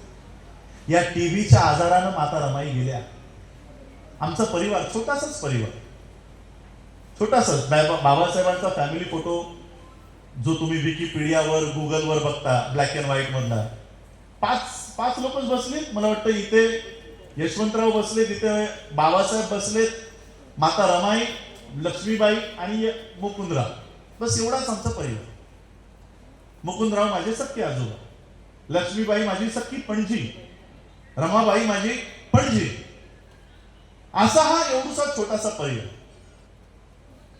पण हा जरी परिवार बायोलॉजिकल परिवार जरी असला आणि मी जरी इथे बाबासाहेबांचा रक्ताचा जरी इथे असलो, तरी बाबासाहेबांचा खरा परिवार म्हणजे मी नाही. माता रमाई ज्या टीव्हीने गेल्या, कसं झालं माहिती? टीव्ही घरामध्ये 2च भाकऱ्या बनायच्या. एक भाकरीमध्ये रमाबाई आणि लक्ष्मीबाई खायच्या आणि एक भाकरीमध्ये यशवंत आणि मुकुंद खायचं. कधी कधी मुलांना जास्तच द्यावं म्हणून ती एक भाकरी जे रमाबाई आणि लक्ष्मीबाई खायची ती न खाता त्या मुलांना देऊन टाकायची. अशानं रमाबाईंना हा आजार चढला. माता रमाई या टीव्हीने गेल्या. 2 वेळची भाकरी घरात बनत नव्हती म्हणून. पण बाबासाहेब सगळं सोडून घरात बसून नाही राहिले. आमच्या घरात जरी चूल जळत नसली तरी तुमच्या घरामध्ये चूल जळवण्यासाठी बाबासाहेब अहोरात्र काम करत होते. बाबासाहेब आंबेडकरांनी, म्हणून मी नेहमी सांगत असतो की हा जो मी इथे उभा आहे ना, हा बाबासाहेबांचा परिवार नाही. बाबासाहेब ज्यांच्यासाठी जगले म्हणजे ते तुम्ही हा बाबासाहेबांचा खरा परिवार आहे. हा माझ्या समोर जो बसलाय हा खरा बाबासाहेब आंबेडकरांचा परिवार आहे. आणि हे सगळं बाबासाहेबांचं उर्वरित राहिलेलं काम हे आम्हा सगळ्यांना मिळून करायचं. आणि म्हणून मी विचार केला की वैयक्तिक बाबासाहेबांच्या ज्या संस्था आहेत त्याला सोडून वैयक्तिक संस्था काढायची नाही. आज जर मी एखादी स्वतःची संस्था काढली असती तर ती करोडो कोट्याधीश तिचा कॅपिटल गेला असता. 2 वर्षात आम्ही डॉक्टर B.R. आंबेडकर बँक काढली, करोडोच्या वर तिचं भांडवल गेलं. वैयक्तिक बँक काढली तर, पण ती आहे समाजासाठीची. पण आम्ही बुद्धिस्ट सोसायटी ऑफ इंडियाच्या व्यतिरिक्त, मला अनेक IAS ऑफिसर्सने सांगितलं सर त्या संस्थेच्या मागे लागू नका, अनेक भानगडी आहेत, ती कधी मुक्त होईल, कधी तुम्ही उभी कराल. बोलू नाही, चालवील तर बाबासाहेबांचीच संस्था चालेल, इतर संस्था उभ्या करणार नाही. आणि आज मला राजकीय प्लॅटफॉर्मवर यायचं आहे. माझ्याकडे पक्ष कोणता ठेवलात तुम्ही सांगा ना. हा प्रश्न आदित्य ठाकरेला असेल का? हा प्रश्न रोहित पवारांना असेल का? हा प्रश्न जय शहाला असेल का? हा प्रश्न कुणाला आहे? आंबेडकरला. माझा पक्ष कोणता? आणि म्हणून जसं तुम्ही उत्तर दिलं, मला अनेकांनी सांगितलं नवीन पक्ष स्थापन करा, हा पक्ष स्थापन करा, तो पक्ष स्थापन करा, त्याच्यासोबतचा. म्हणलो नाही, आमच्या पार्टीत या. राज्यसभा या 2027ला, या 2019ला राज्यसभा मला देत होते. म्हणलो नाही, तुम्ही राज्यसभेवर या, तुम्हाला विधान परिषद देतो. म्हणलो नाही. आणि म्हणून मग मागच्या 20 जुलैला बहिष्कृत हितकाणी सभेला 100 वर्ष पूर्ण होत असताना आम्ही निर्णय घेतला की चालवी तर बाबासाहेब आंबेडकरांचीच पार्टी चालवेल, रिपब्लिकन पार्टी ऑफ इंडिया चालवेल, इतर पार्ट्यांचे झेंडे आम्ही हातात घेणार नाही.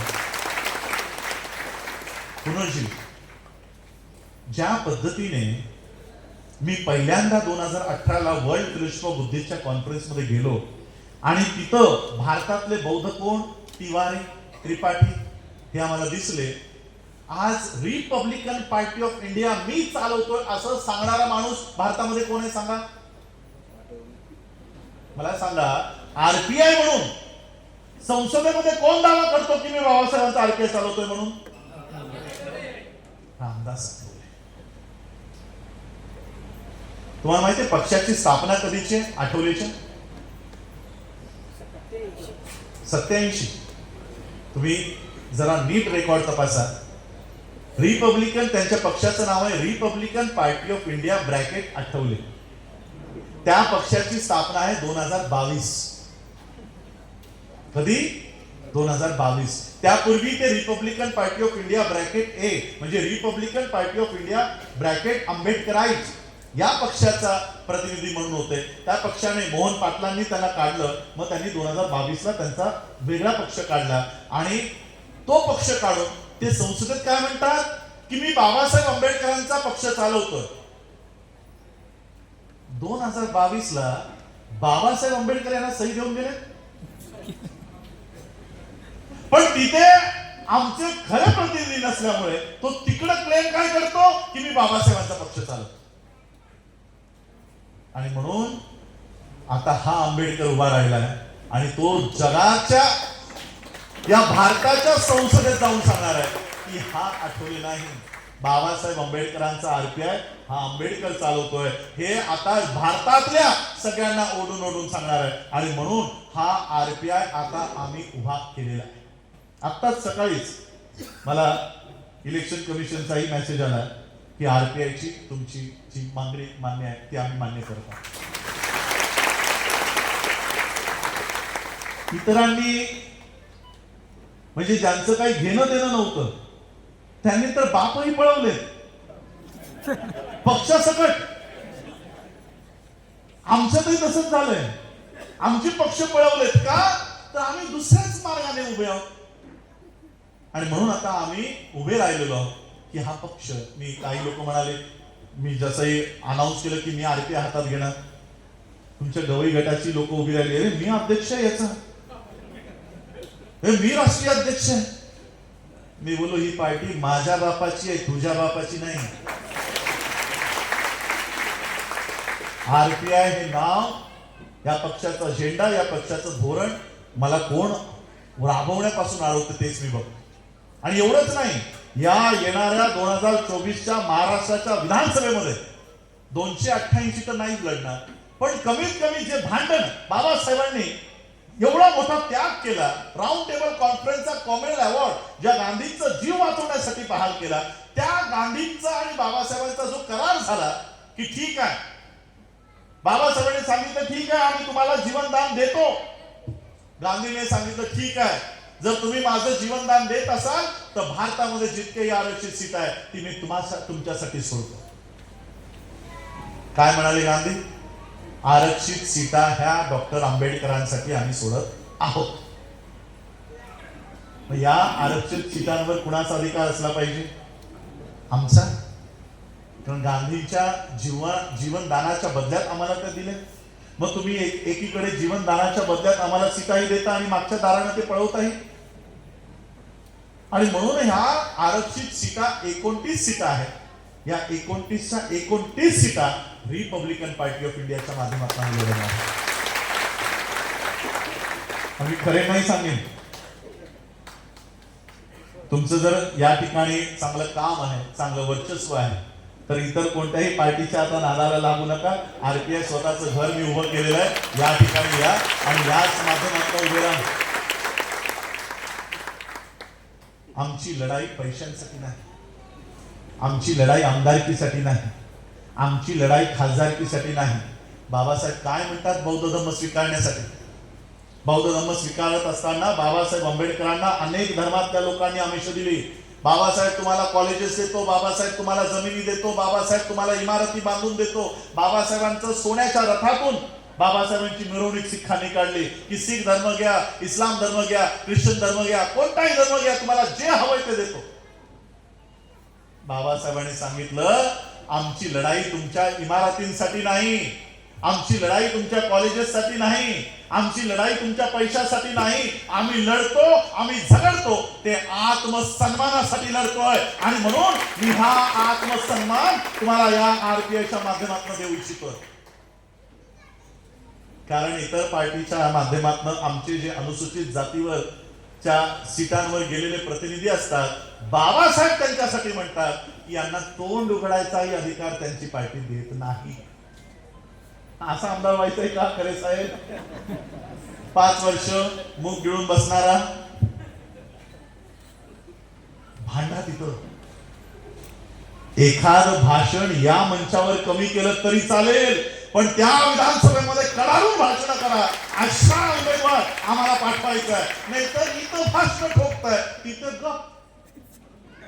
नागपूर में पिकती है संत्री, मुझको बनाओ मुख्यमंत्री. हे भाषण, ही भाषण संसदेतली.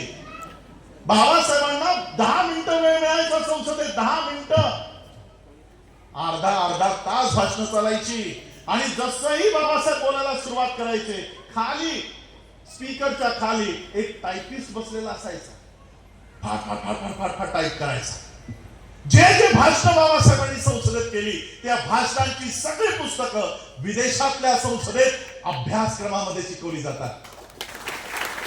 अभ्यासक्रमामध्ये आता आमचे प्रतिनिधी उभे राहतात भाषण करायला.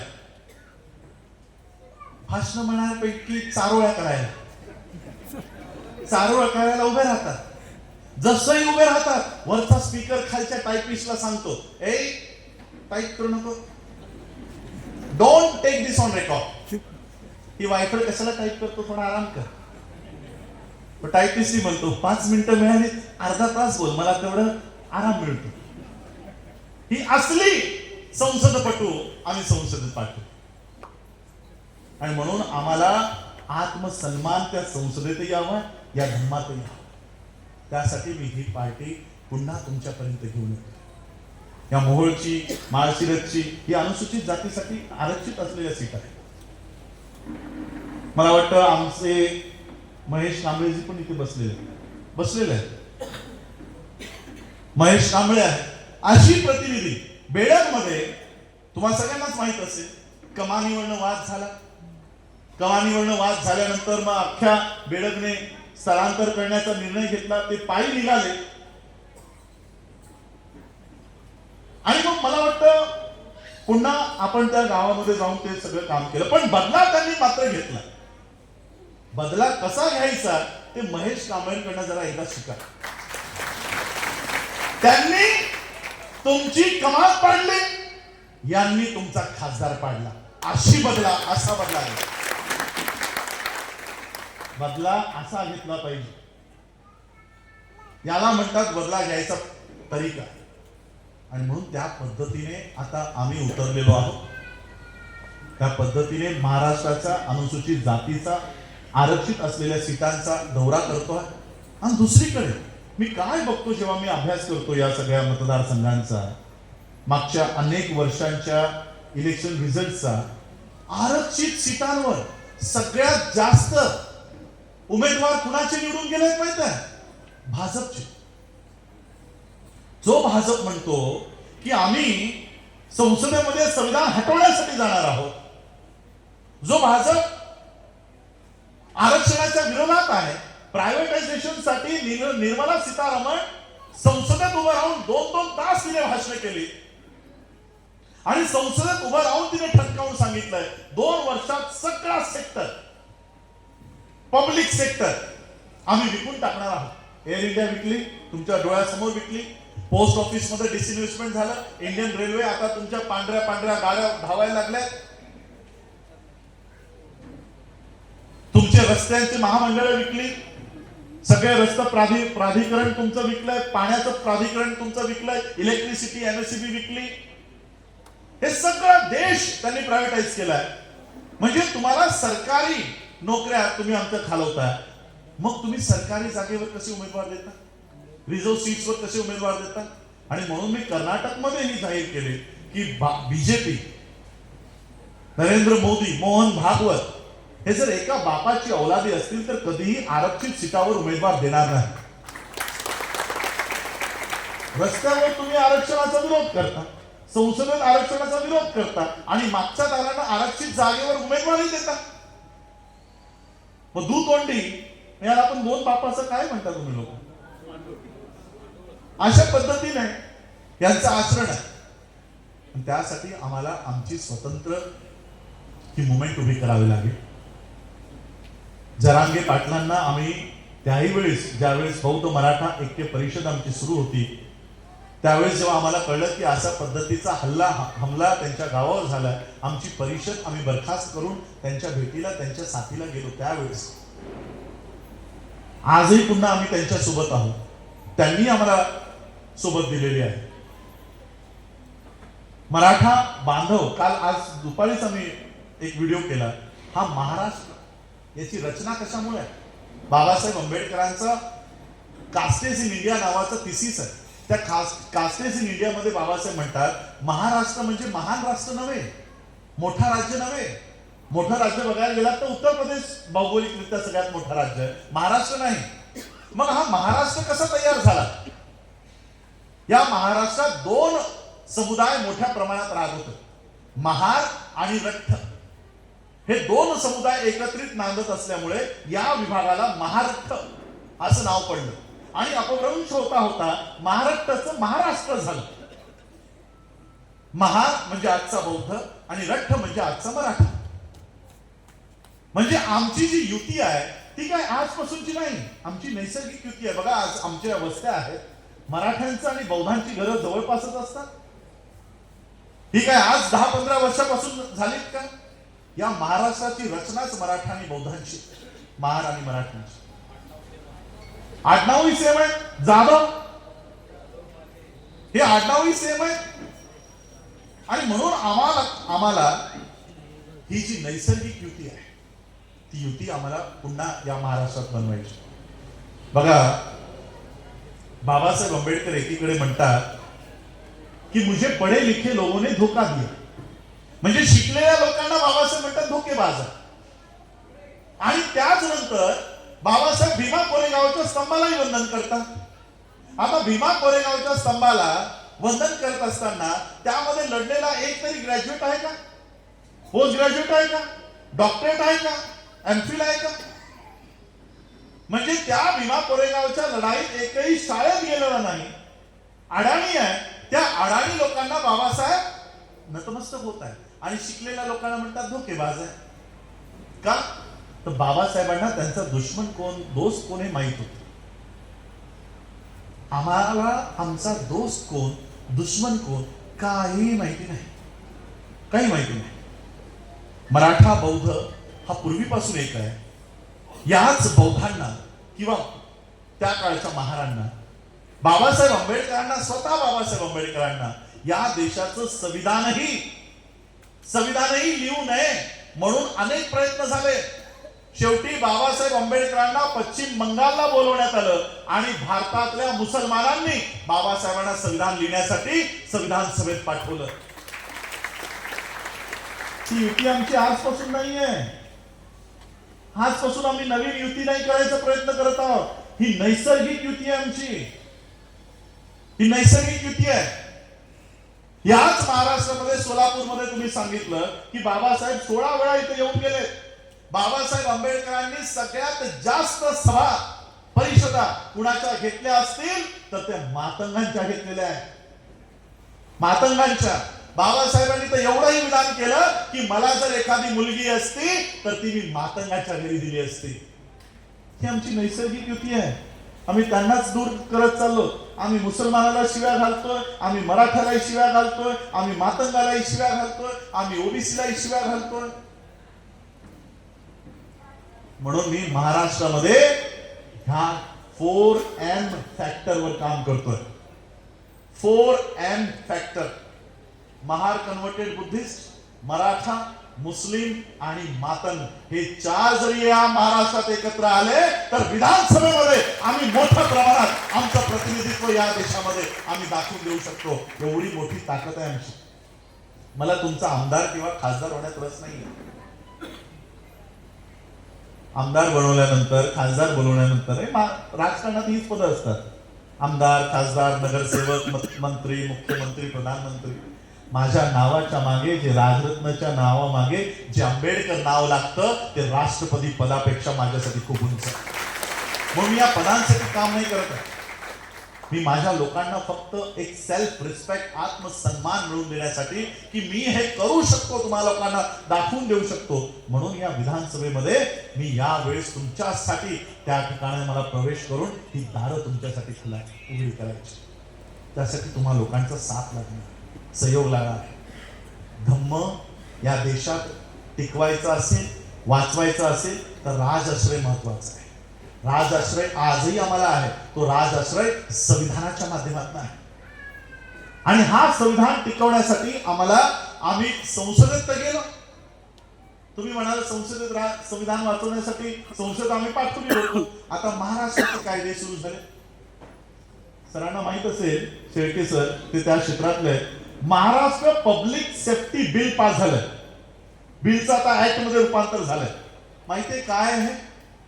किती पत्रकार बंधूंना माहित असेल मला माहित नाही. एक काही न्यूज चॅनलवर याची बातमी आहे. आता मला वाटतं 1.5-2 आठवड्यापूर्वीच हा कायदा महाराष्ट्रात झाला. Maharashtra public safety act. या ऍक्ट बद्दल मी 2014 पासून लोकांना सांगतोय की आज संविधानानं जी संधी तुम्हाला दिली आहे एकत्रित यायची, ती आत्ताच त्याचा उपयोग करून घ्या. येणाऱ्या काळात तुम्हाला एकत्रित येता येणार नाही. तो कायदा महाराष्ट्राने पास केला. काय पास केला? जर तुम्हाला या सभेमध्ये यायचं आहे, ही सभा, या संस्थेचे जर तुम्ही सदस्य नाही, तुम्हाला 3 महिने कारावास आहे. 3 महिने जेल. सभेला जायचं नाही. कायदा Maharashtra public safety bill act YouTube गुगलला आहे, वाचून घ्या. यापुढं तुम्हाला सभा संमेलनाला जाता येणार नाही. गेला तर तुमच्यावर पोलीस कारवाई, फौजदारी कारवाई. हा ऍक्ट झाला. आरटीईचा ऍक्ट या पुढच्या अकॅडमिक इयर पासून लागू केला जाणार आहे. महाराष्ट्राचे कायदे अँटी कन्व्हर्शन बिल येणार आहे. म्हणजे असं समजू नका की संविधान वाचवायची लढाई सुरू होती, ती संसदेत आम्ही पार पडली, आता आम्ही निष्काळजी झालेलो आहोत. महाराष्ट्रामध्ये कायदे डोकं वर काढताय. अँटी कन्व्हर्शन बिल आल्यानंतर या धम्म परिषदा याही भारतात होणार नाही, महाराष्ट्रात होणार नाही. एकही धर्मांतरही होणार नाही. आता पुन्हा SC ST वर्गीकरणाचा कार्यक्रम सुरू झालेला आहे. पुन्हा जातींमध्ये भांडण लावून देण्याचा कार्यक्रम सुरू झालेला आहे. म्हणून आम्हाला आमचे प्रतिनिधी विधानसभेमध्येही पाठवणं गरजेचं आहे. आज घडीला उद्या जर इलेक्शन लागली, उद्या जर वोटिंग करायची असेल तर आज मी अशा पोझिशन मध्ये आहे की माझे 5 आमदार मी निवडून विधानसभेमध्ये पाठवू शकतो. आज एवढ्या पोझिशनला मी आहे. 5 मिनिमम 5. अजून तरी 3 महिने 2 महिने आहेत. या 5चा आकडा आम्ही 12 वर घेऊन जाणार. साथ तुमच्या लोकांची. तुम्हा लोकांना साथ द्यायचा, सहयोग द्यायचा. आमच्या पाठीशी कोणी फडणवीस नाहीये. आमच्या पाठीशी कोणी शिंदे नाहीये. 1-1 रुपया देऊन तुम्हाला, जसं आज मला अभिमान वाटला, एका गॅरेजने, एका मॅकॅनिकने त्याच्या इथे डबा ठेवून ते पैसे या मुवमेंटला दिले. पैसा स्वतःचा असेल तर तुमच्यासाठी बोलणारा उमेदवार आतमध्ये मिळेल. पैसा फडणवीसचा असेल तर फडणवीसच्या डोळ्यावरच तो गप्प असेल. अशी उमेदवार निवडून पाठवू नका. आत्मसन्मानाची लढाई आहे आणि या लढाईमध्ये आपण सगळ्यांनी उतरलं पाहिजे. एवढंच मी तुम्हाला आजच्या या धम्म परिषदेतून सांगेन. बँकेचे काम आमचं मोठ्या प्रमाणात सुरू आहे. स्वतःची बौद्धांची स्वतंत्र अर्थव्यवस्था आम्ही या महाराष्ट्रामध्ये, देशामध्ये उभं करत आहोत. आणि त्याला साथ जर या राजआश्रयाची मिळाली, आमचे आमदार आज जर या विधान भवनातून आम्हाला सपोर्ट करायला लागले तर आमचं काम अजून गतीने पुढे जाईल. एवढंच मी आजच्या या धम्म परिषदेच्या माध्यमातून तुम्हाला सगळ्यांना सांगू इच्छितो. कारण बहुतेक लोकांना असं अपेक्षा होती की आम्ही का या मुवमेंटमध्ये उतरत आहोत, रिपब्लिकन पार्टी का काढत आहोत, आज त्याची का गरज आहे. कारण आज जर आम्ही हे काम केलं नाही तर RSS त्यांचे बनवलेले जे काही एजंट्स आहेत ते आमच्यामध्ये सोडणार आहे. मीडिया काम करतोय 24 तास. मीडियाच्या माध्यमातून आमच्या लिडरशिप थोपवल्या जातात की हाच तुमचा नेता. येणाऱ्या काळात ज्याला आंबेडकरिझमचं एबीसीडी पण माहिती नाही अशी लोक या मुवमेंटमध्ये उतरतील आणि ती मुवमेंट कधी बीजेपीच्या दावणीला बांधून ठेवतील आमच्याही लक्षात येणार नाही. आणि म्हणून आज जर आम्ही तिथे उभं राहिलो नाही तर या व्यवस्थेला आम्ही वाचू शकणार नाही. म्हणून माझी तुम्हाला सगळ्यांना एवढीच अपेक्षा असेल. बघा 2019 ला अमित शहाचं स्टेटमेंट होतं 1 बूथ 20 यूथ. एक बूथ वर 20 युवक त्याने कामाला लावले होते. आमची संख्या तेवढी नाही, आमच्याकडे तेवढं संसाधन नाही, रिसोर्सेस नाही. या तुमच्या मोहोळमध्ये मला वाटतं जवळपास 300 बूथ येतात. 300 बूथ आहे. आम्ही 1 बूथ 20 यूथ तर करू शकत नाही, पण 1 बूथ तुमच्यापैकी तुम्ही जर जबाबदारी घेतली तर 1 बूथ 5 यूथ 5 लोक जरी आम्ही एका बूथवर देऊ शकलो तर ही मोहोळची विधानसभा, या विधानसभेमध्ये बौद्ध आवाज तुम्हाला तिथे देता येईल. त्यासाठी मी मराठ्यांचं समर्थन, मातंगांचं समर्थन आणि मुसलमानांचंही समर्थन या मोहोळच्या कॅन्डिडेटच्या मागं उभं करण्याचं काम माझं असेल. तसं काम माझं असेल. मौलाना सांगू इच्छितो, मौलाना सज्जाद नोमानी जी के साथ मैं बहुत सालों से जुड़ा हूं. मौलाना वली रहमानी साहब जो अभी नहीं है, कॉन्स्टिट्यूशन क्लब में हमारी जब मीटिंग चल रही थी तब उन्होंने देश बचाओ संविधान बचाओ संघर्ष समिति जो हमने बनाई थी उसके राष्ट्रीय अध्यक्ष नेशनल प्रेसिडेंट सभा ने वामन मेश्राम जी को घोषित किया. वली रहमानी जी खड़े हुए और उन्होंने कहा कि बहुत हो गया अभी एजेड लोगों को ये लीडरशिप देने का. और वली रहमानी जी ने मेरा नाम प्रस्तुत किया और राजरत्न अंबेडकर राष्ट्रीय अध्यक्ष होना चाहिए, इसलिए वली रहमानी जी ने उस समय मेरा साथ दिया और पूरा मुस्लिम कम्युनिटी आज मुझे साथ देता है. सज्जाद नोमानी जी के साथ है. या सोलापूर मध्ये मुस्लिम मोठ्या प्रमाणात आहे, या मोहोळ मध्ये मोठ्या प्रमाणात आहे. आणि म्हणून मी खरेंना आव्हान करेन, तुम्ही येत नसाल तर मग मी आरपीआयतनं मोहोळमधनं उभा राहीन. रिकामी जाऊ देणार नाही. आणि म्हणून आरपीआयच्या या सगळ्या मुवमेंटला, ही मुवमेंट आहे, मी पक्ष नाही समजत आहे, ज्या आशेने आणि अपेक्षेने बाबासाहेबांनी, बघा त्यांनी आमचा धम्म चोरला, त्यांनी आमची पार्टी पण चोरली. बुद्ध धम्माचं प्रतीक काय आहे? कमळ. हा कमळ कुणाच्या पार्टीचं चिन्ह आहे? भाजपचे. म्हणजे तुमचा धम्मही चोरताय. बाबासाहेबांच्या आरपीआयचं, रिपब्लिकन पार्टी ऑफ इंडियाचं नावही त्यांनी चोरलं. रिपब्लिकन 26 जानेवारीला आपण कोणता दिवस साजरा करतो? नाही, मराठीमध्ये सांगा. प्रजासत्ताक दिवस. प्रजा, रिपब्लिक म्हणजे प्रजा.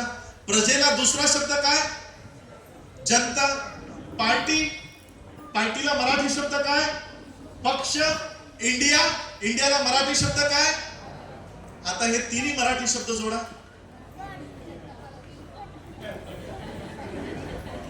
आरएसएसच्या लोकांना, महिला बसल्यात म्हणून मला बोलता येत नाहीये, त्यांना जर उघडं करून मार्केटला सोडलं ना तर स्वतःच्या कमाईतून ते चड्डी पण विकत घेऊ शकत नाही, एवढी त्यांना अक्कल नाही. पार्टीचं नाव बाबासाहेबांकडनं, पार्टीचं चिन्ह बुद्धाकडनं, पार्टीचा मॅनिफेस्टो समता सैनिक दलाचा आहे की नाही? म्हणजे जे सगळं बाबासाहेबांनी 1925 ला तयार केलं होतं ते सगळं आरएसएसने चोरलं. का? तर बाबासाहेबांनी बनवलेलं जे काही आहे त्याचं रक्षण करायला आम्ही उभे नाही. बुद्ध तुम्हाला भरभरून देतोय, घेऊन जा. का नीतू अंबानी जाऊन सांगते की I came from the land of Buddha? Ram मंदिराचं उद्घाटनाला बसली खंडोबाच्या समोर. कधी बघितलं का मर्याई समोर नीतू अंबानीला? कधी बघितलं का अडाणीला खंडोबाची वारी करताना? त्याला माहितीये पैसा कुठे आहे. तो तिथं बरोबर जातो की I came from the land of Buddha. आणि आम्ही या सगळ्या वाऱ्या करत बसतो. मर्याई, खंडोबा. तुमच्या इकडे काय चालतं मला माहिती. जोगणी हे काय नवीनच आहे. ते म्हणून आपल्या घरात परत काय बुद्ध भरभरून देतोय, धम्माच्या माध्यमातून बुद्ध देतोय, पक्षाच्या माध्यमातून बाबासाहेब तुम्हाला आरपीआयच्या माध्यमातून जगाची ओळख बाबासाहेबांनी दिलेली आहे. म्हणून त्या माध्यमातून ही मुवमेंट SSG, RPI, BSI ही सगळी मुवमेंट आपल्याला उभी करायची. त्या पद्धतीने आम्ही या कामाला लागलेलो व्यक्त करतो आणि थांबतो. जय भीम, नमो बुद्धाय, जय श्रीराम.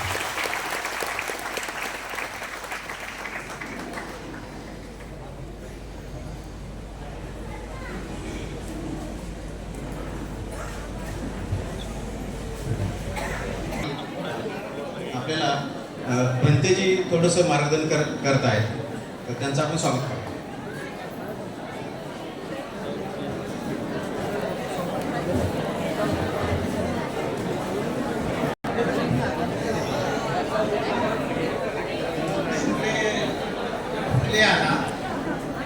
सगळ्यांनी राजकारणी साहेबाला ऐकलं. आता माझं कोणी ऐकणार नाही, माझं कोणी ऐकणार नाही. सगळ्याचं मूलमंत्र आहे, आपण गॅजेट करावं, बौद्धाने गॅजेट करावं, बौद्धाने महान राहावे. बौद्ध झाले तर गॅजेट पाहिजे, नाहीतर महान हिंदू राहिलं तर काही कामाचं नाही. महान राहिलं तर काही कामाचं नाही. बौद्धाचं गॅजेट करायचं असेल तर हे प्रमाणपत्र आहे, या प्रमाणपत्रावर सही अंगठे होतात आणि